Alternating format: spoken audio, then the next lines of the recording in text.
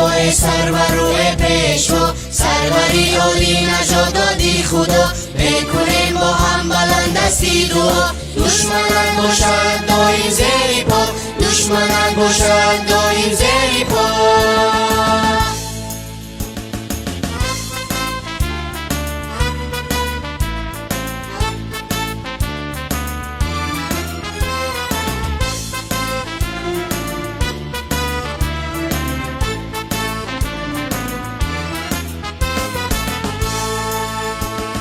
قلبی ما گرم است چون فرخاری ما، نیست نقصانی خلل در کاری ما. پندی سرور پیشه کرداری ما، صلح و آرامی برای کاری ما، صلح و آرامی برای کاری ما.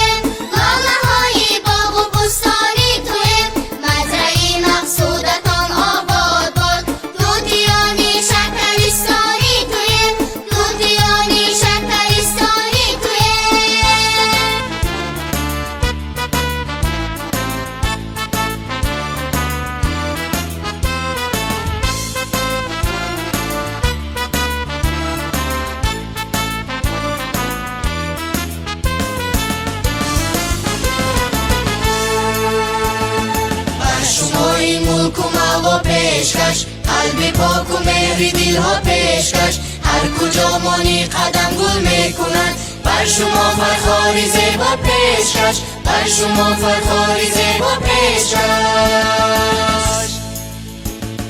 ما عزیزانی سخندانی تویم، لاله های باغ و بستانی تویم. ما عزیزانی سخندانی تویم، لاله های باغ و بستانی تویم. مقصودتان آباد باد، توتیانی شکرستانی تویم، توتیانی شکرستانی تویم، توتیانی شکرستانی تویم.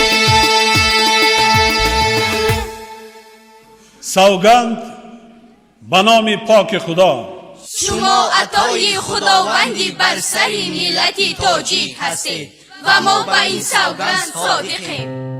سوگند به شیر سفید مادرم، سفیدی شیر مادری بزرگوار راهی حیات و سیاست دولتداری شما را سفید گردانیده است. سوگند به دعای نیکی پدر و مادران، دعای نیک در بر کامیاب و سربلند هستی. سوگند به نان و نمک دسترخوان پیر و جوان، نمک پاسداری، انسان دوستی، خاکساری دلیل از بزرگی شماست. سوگند با آب و خاک مقدس وطن که مسئولیتی تقدیری امروز و آینده دولت و ملت تاجیک را بر دوش میگیرم. این خاک و زمین برای ما هم مقدس است. این وطن را با شما آباد و گل شکوفان میگردانیم. ما به سوگند صادقیم، ما به سوگند صادقیم، ما به سوگند صادقیم.